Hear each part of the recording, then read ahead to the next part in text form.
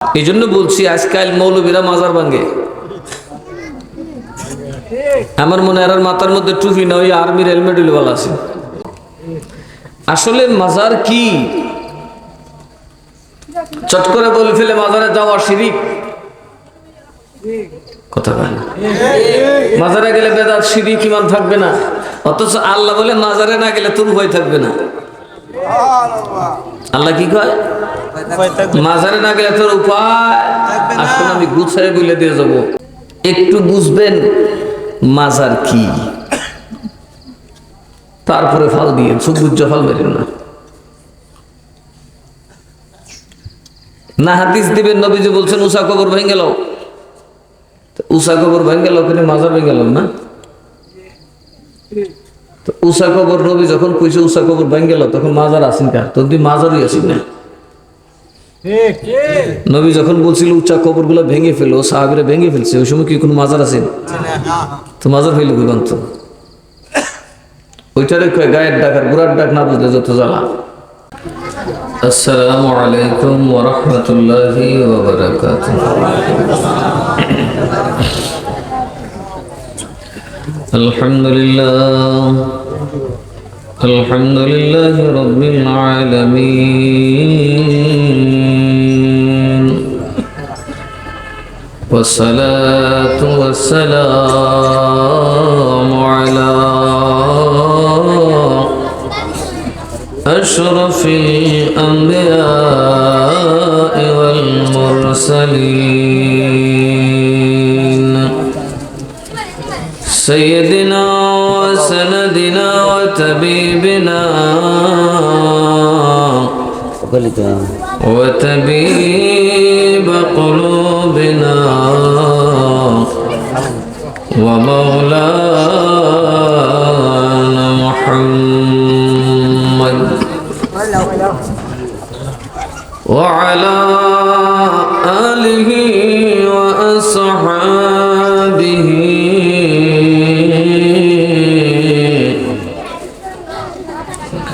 وعلماء ملته وأولياء أمته أجمعين. أما بعد فقد قال الله تعالى في شان حبيبه مخبرا وآمرا إن الله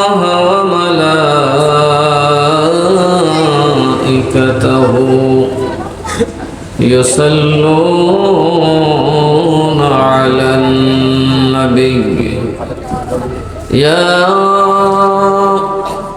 أيها الذين آمنوا صلوا عليه وسلموا تسليما. اللهم صل على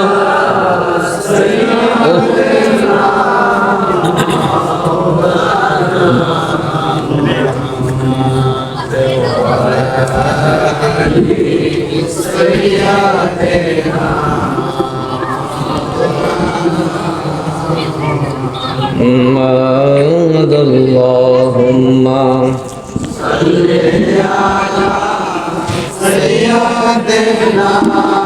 مولانا محمد وعلى آله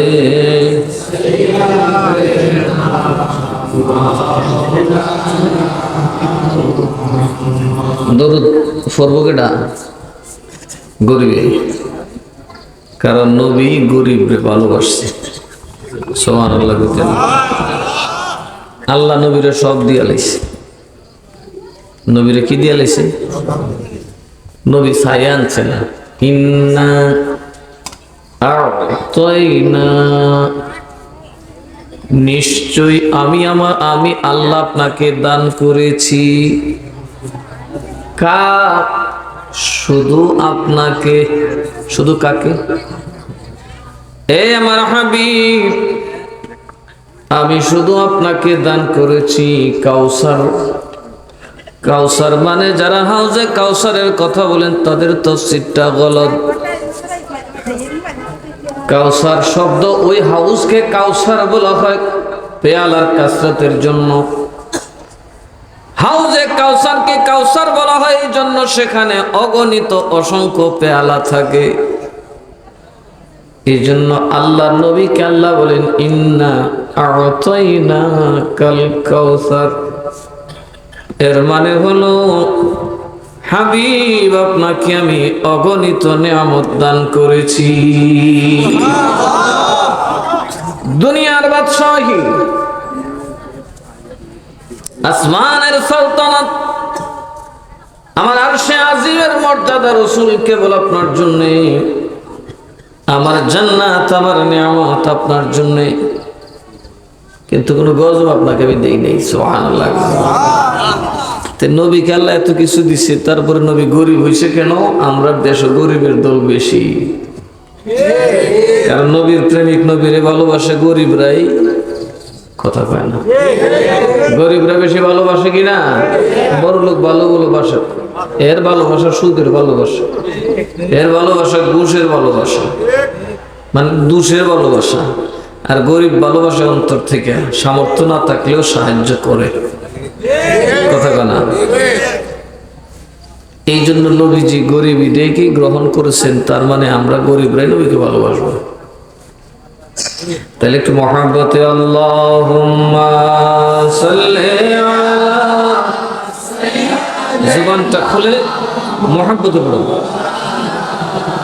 মুহাম্মদ ওয়া আলা আলি সাইয়্যিদিনা।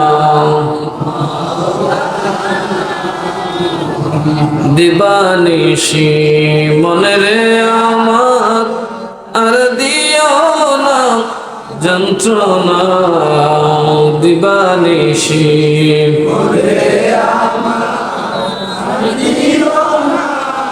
যন্ত্রণা।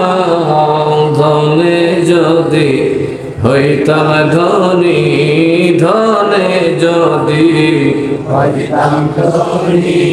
যাইতাম সোনার মদিনায়।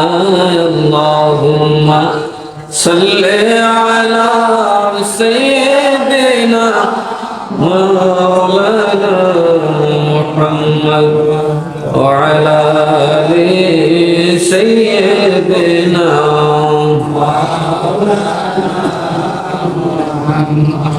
সালাতুন ইয়া রাসূলুল্লাহ আলাইকুম সালামুন ইয়া বকারে خشعر نم أغسلي يا رسول الله پریشانم پریشانم أغسلي يا رسول الله صلاة يا رسول الله عليكم سلام يا لا إله محمد لا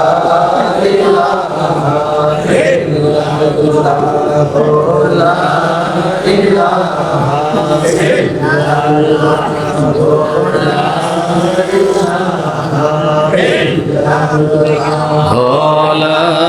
إلا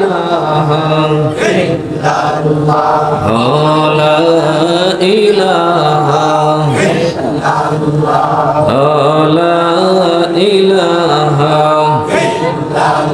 الله لا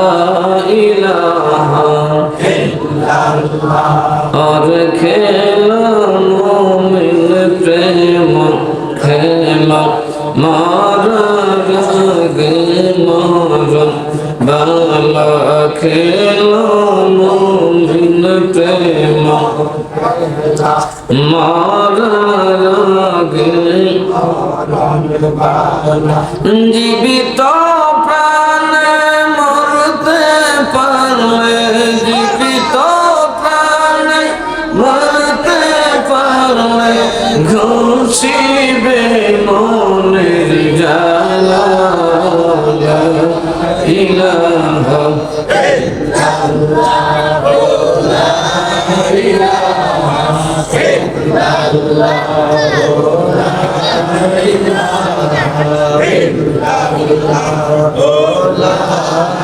লা ইলাহা ইল্লাল্লাহু মুহাম্মাদুর রাসূলুল্লাহ সাল্লাল্লাহু আলাইহি ওয়াসাল্লাম। أعوذ بالله من الشيطان الرجيم. بسم الله الرحمن الرحيم.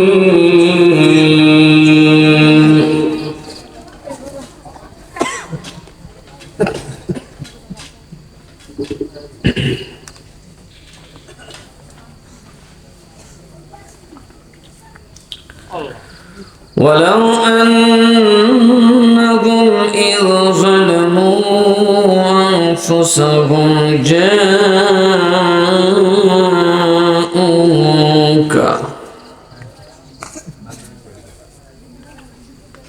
فاستغفروا الله واستغفر لهم الرسول لوجدوا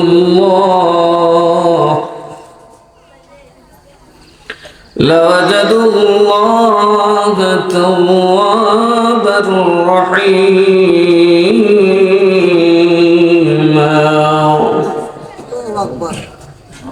صدق الله مولانا العظيم. قال النبي صلى الله عليه وسلم لن ينجي أحد منكم عمله. قالوا ولا أنت يا رسول الله؟ قال ولا أنا أن يتغمدني الله برحمته. رواه البخاري أو كما قال عليه الصلاة والسلام.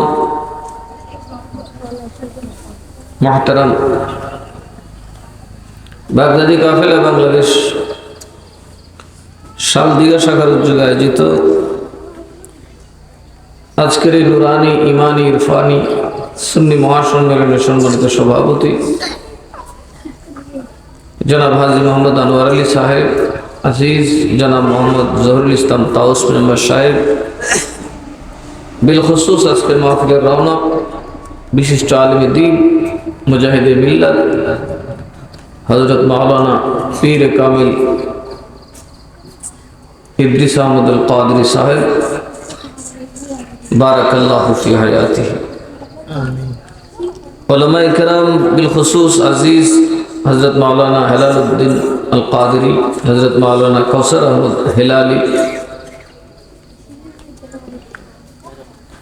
মুরব্বী বাবারা, যুবক ভাইরা, পর্দার অন্তরালের মা বোনেরা, আসসালামু আলাইকুম ওয়া রাহমাতুল্লাহি ওয়া বারাকাতুহু। মহান আল্লাহ তাআলা আমাদেরকে এই আজিমুশ শান নুরানি ইমানি পবিত্র মাহফিলে বসার সুযোগ দিয়েছেন। শুকরিয়া আদান করি আলহামদুলিল্লাহ। আল্লাহ তাবারক ওয়া তাআলা তার এই দ্বীনের খাদিম বান্দা মোহাম্মদ জয়নাল আবেদিন এবং তার পীর ভাইদের প্রচেষ্টায় আয়োজিত এই মাহফিলকে যেন আল্লাহ কবুল করেন, তাদেরকেও যেন আল্লাহর বারগাহে রহমতে তা কবুল করেন। সবাই বলে আল্লাহুম্মা আমিন। আমরা সবাই আল্লাহর রহমত চাই, চাই কি চাই না? কি খালি মুখে চাইলে হবে? এই যে মাহফিল করছে একটা ওসিলা লাগে, ওয়াবতাগু ইলাইহিল ওয়াসিলা, একটা ওসিলা করো। রহমত লাগবে মাহফিল করো, রহমত লাগে নবীর জিকির আজকার করো। নবীর জিকিরের মাহফিলের নাম মিলাদ মাহফিল, ঠিক না? ঠিক। তোমার রহমত লাগবে তো তুমি নামাজ পড়ো। গজব থেকে বাঁচবে, ডিরেক্ট রহমত লাগবে, তারপরেও হয় না, তারপরেও হয় না। নামাজ পড়ছো রহমত হয় না, বরং নামাজ পড়তে গেলে 14 করে শয়তান তোমার বের দিয়ে ধরে। মাহফিল করতেছো রহমত হয় না, মাজারে চলে যাও। সুবহানাল্লাহ। খানায় কাবায় গেছো, ওসিলা করেছো, হজকে ওসিলা করেছো, মাফ হয় না। হাজরে আসওয়াদকে ওসিলা করে চুমা দাও, গুনাহ মাফ হয় না। সমস্ত পৃথিবীর সর্বত্র গেলা, মাফ হয় না। আমার রসুলের মাজারে চলে যাও, গ্যারান্টি দিয়ে দিলাম। মাজারওয়ালা যদি তোমার উপরে রাজি থাকে, আমি আল্লাহ রাজি হয়ে যাব। এই জন্য বলছি আজকাল মৌলবীরা মাজার ভাঙে। আমার মনে হয় মাথার মধ্যে টুপি না, ওই আর্মির হেলমেট ওয়ালা আছে। কথা আর্মির হেলমেট দরকার না, যারা ফিটাফিটি করার হেলমেটের দরকার। রাজনৈতিক যুবদল, যুবলীগ, ছাত্রলীগ, কত লীগ আছে না, এরা মারামারি করে কি কারণ? এরা মাথা থেকে কি টুপি, মাথা কি থাকে? হেলমেট। মাথা কি থাকে? যারা মারামারি করে না তাদের মাথায় কি থাকে? টুপি আর ভাগবে। তো এই মৌলবীরা মাজার ভাঙ্গার দিকে আমার মনে হচ্ছে এরা আসলে হেলমেট পরে দেওয়া উচিত, কারণ এদের মধ্যে ইলম আছে বলে মনে হয় না। এরা অস্ত্রের জোরে দেশ শাসন করবো এরকম মনোভাব। আসলে মাজার কি? চট করে বলে ফেলে মাজারে যাওয়া শিরিক, কথা বলে না। মাজারে গেলে বেদাত শিরিক ইমান থাকবে না, অথচ আল্লাহ বলে মাজারে না গেলে তোর ভয় থাকবে না। আল্লাহ কি কয়? মাজারে না গেলে তোর উপায়। আসলে আমি গুছাই বলে দিয়ে যাবো। আপনারা তো তেগুরের মানুষ, কেটা জানি তেগর রাখছেন আল্লাহ জানে। 2 গর রাখলে কথা আছে, তেগর মানে 3 গুড়িয়া জীবন এক কেন তো।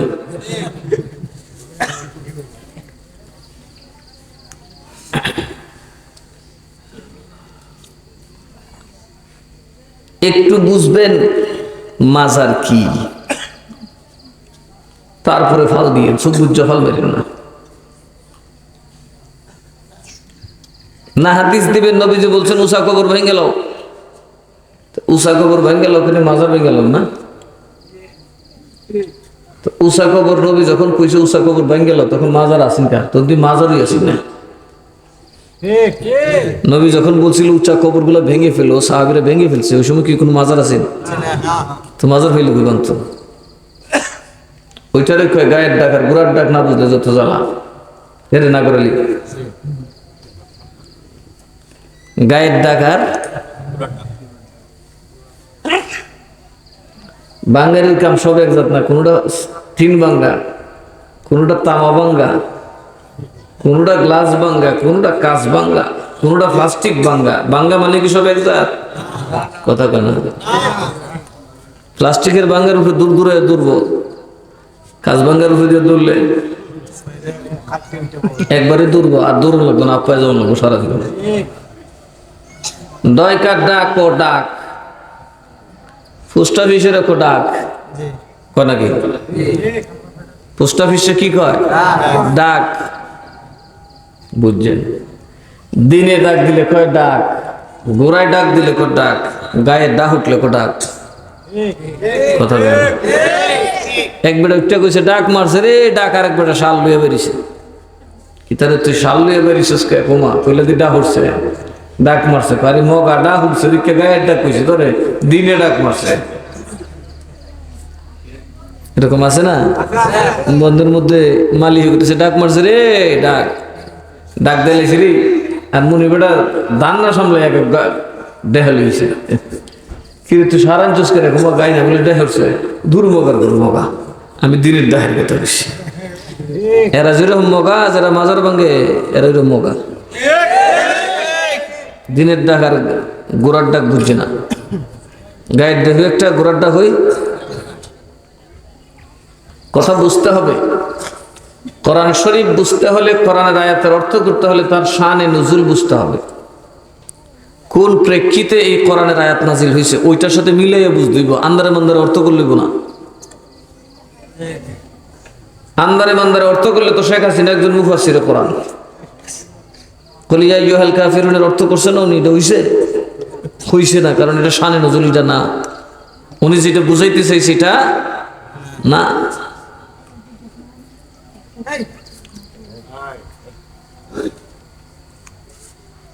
সুতরাং কোরআন শরীফ পড়ে খালি বললেই হবে না, কোরআনের সাথে সঙ্গতি থাকতে হবে। কোরআন নাজিল হয়েছে প্রেক্ষাপটে, এখান থেকে বলা হয় শানে নজুল, এটাকে কি বলা হয়? ঠিক আমার নবী যখন কথা বলতেন এমনি কথা বলতেন না। যখন সাহাবীদের কোনো সমস্যা হইতো তখন আল্লাহ নবীজি কথা বলতেন। আল্লাহ বলেন কোরআন যেমন আমার ওহী, আল্লাহর নবীর কথাও আমি আল্লাহর ওহী। সুবহানাল্লাহ। ওয়া মা ইয়ানতিকু আনিল হাওয়া ইন হুয়া ইল্লা ওয়াহয়ু ইউহা। আল্লাহ নিজে বলেন আমার হাবিব কথা বলে না যতক্ষণ না আমি ওহী প্রেরণ করি। জোরে কর না সুবহানাল্লাহ।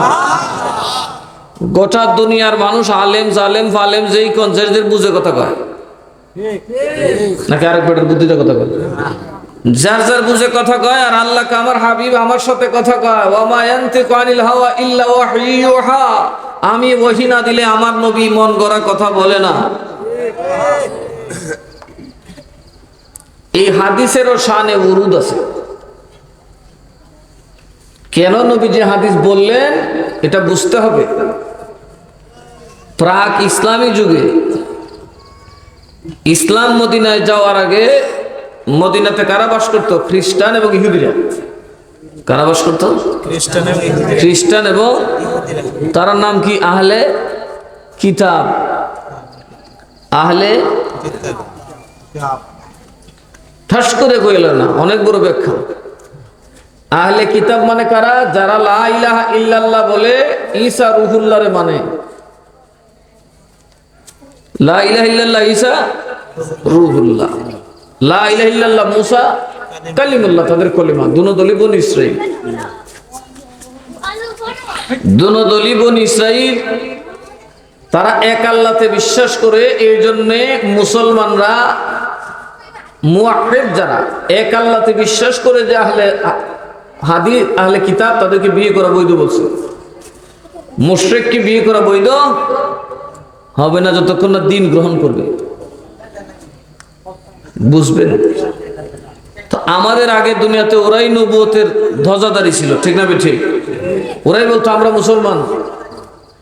আমার নবী আসার পর আমরা সকল নবীকে মানি, কোন নবীর সাথে কোন নবীর কোনো পার্থক্য করা যাবে না। এমনকি যেই কোনো নবীকে অপমান সূচক শব্দ ব্যবহার করলে নবীর উম্মত কাফের হয়ে যাবে।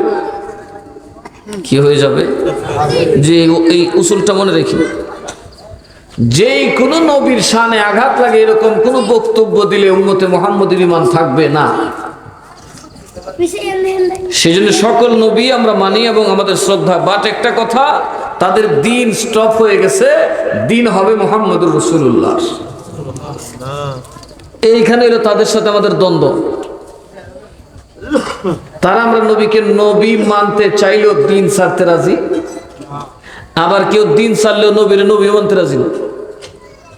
এদের মধ্যে বহু গ্রুপ ছিল, আবার মুশরিকও ছিল এদের মধ্যে, স্পষ্টত মুশরিক। ওরা একটা দল বলতো ঈসা আল্লাহর বেটা। কি ছিল? আল্লাহ, মরিয়ম আল্লাহর বউ। আমরার মধ্যে যেমন দলাদলি আছে, এর মধ্যে এরকম দলাদলি আসলো। আরেক দলে কইতো না, এটা শিরিক হয়ে যাবে। ঈসা হইল আল্লাহ মানব তত্ত্বের ভিতরে ঢুকিয়া ঈসা আল্লাহ হয়ে গেছে। এই জন্য ঈসারে বলা হয় রুহুল্লাহ। এইভাবে গুমরা হয়ে গেল, মুশরিক হয়ে গেল, কাফের হয়ে গেল খ্রিস্টান সম্প্রদায়। ইহুদিরা বলল হযরত উযাইর আল্লাহর ছেলে। কার ছেলে? আল্লাহর ছেলে। একদল মুশরিক শিরিক করে ফেলছে, আরেক দল করে না এইভাবে না, উযাইর আসলে খুদার প্রেমে মজ্জা ফানা হইয়া খুদার রঙে রঙিন হয়ে গেছে, এজন্য তারে সেজদা দেওয়া আর মূলত খুদার সেজদা দেওয়া সমান। এইভাবে নানান ধরনের তাদের মধ্যে দল হয়ে গেল ৭২টা। কয়টা? এই ৭২ দলের মধ্যে তারা কি করলো? তারাও কিন্তু কবর দিত, জানাজাও পড়তো, কবরও দিত। তারা সময়ের প্রেক্ষিতে কবরের সিস্টেম তারা বদলে ফেলছে। তারা কবর পাকা করা শুরু করলো, গড়ে গড়ে গড়ে সরে গড়ে। কথা বুঝবেন? তাদের মধ্যে যারা ধনী, টাকার জোরে তারা তাদের কবর পাকা করত উঁচু মঠের মতো, ওইটার মধ্যে তাদের ছবি আইকাতে রাখতো। কথা বুঝছেন কি কিছু? আছে না আমাদের দেশে হিন্দুরার মঠ আছে না? কিন্তু তারা কবর উপরে কিন্তু মঠটা এইভাবে ফাঁকা করে ধরেত। এভাবে করতে করতে যেখানে ছবি আছে, এটা কি পূর্বেকার নবীরা সমর্থন করে? করে না। জনসাধারণের কবর পাকা হবে এটা কোনো সময় কোনো কালে কোনো ধর্ম ইসলাম কখনোই সমর্থন করে না। মুসা নবীও সমর্থন করে নাই, ঈসা নবীও সমর্থন করে নাই। এই জন্য আমাদের উম্মতের মধ্যে জনতা, সাধারণ মানুষের কবর পাকা করা যাবে, ভেঙে ফেলতে হবে। এই জন্য নবীজি বললেন উঁচু কবর ভেঙে দাও। কোন কবর? যে কবরগুলা সাধারণ মানুষের কবর, সুদকুর ঘুষকুর টাকার জোরে কবর ফাঁকা করে বলিছে, সাধারণ মানুষের কবর দিবার জায়গা নাই। এই কবরগুলা কি করে দাও? ভেঙে দাও। ভেঙে দাও। কি করে দাও? ভেঙে দাও। আর বুজুর্গদের কবর আলাদা হবে, বুজুর্গদের কবরে মাজার হবে। এটা স্বয়ং রসুলের সুন্নত। মারহাবা করে। আমি আসলে মাজারের ব্যাপারে এত গবেষণা আগে করি নাই। নানান কারণে মনের মধ্যে মাজারের ব্যাপারে কিছুটা বেতৃষ্ণা ছিল। যাদেরকে আউলিয়া জানি তাদের রওজা, কবর শরীফ, মাজার শরীফ জিয়ারত করি। মনে রাখবেন, কখনোই কোনো ওলির মাজার রওজা হবে না। কখনোই নিজের পীর অথবা আউলিয়ার কবরকে রওজা বলা যাবে না। রওজা শুধু একখানে, রওজাতুম মির রিয়াজিল জান্নাহ। রওজা শরীফ হচ্ছে আমার নবীজির কবরে পাক। কার কবর? শুধু মাজার নয়, রওজা, জান্নাতের টুকরা। আর কারো মাজার রওজা হবে, সকলে হবে মাজার। এখন মাজারের বিরুদ্ধে কথা বললে, যারা বলে মাজার পূজারি, তাদের ঈমান নাই। কারণ মাজার বললে পূজা বলা যায় না, ফাগরি বললে আর ফটকা বলা যায়।